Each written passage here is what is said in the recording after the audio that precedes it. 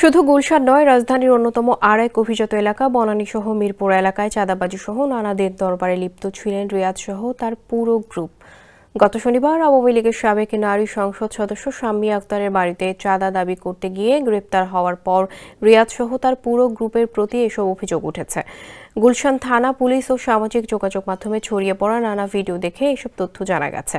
গুলশান থানার ভারপ্রাপ্ত কর্মকর্তা হাফিজুর রহমান বলেন, তাদের ব্যাপারে আমরা গুলশান ছাড়াও বনানীসহ আশপাশের অনেক এলাকায় গিয়ে চাঁদাবাজির মৌখিক অভিযোগ পাচ্ছি। লিখিত অভিযোগ পেলে ব্যবস্থা নেওয়া হবে বলে জানান তিনি। এদিকে সামাজিক যোগাযোগ মাধ্যমে একটি ভিডিও ছড়িয়ে পড়েছে, যেখানে দেখা যায় শাহ আলী থানায় গিয়ে ওসির সঙ্গে কোনো একটি বিষয় নিয়ে দেন দরবার করছেন গুলশানের ঘটনায় গ্রেপ্তার হওয়া আব্দুর রাজ্জাক বিন সুলাইমান রিয়াদ।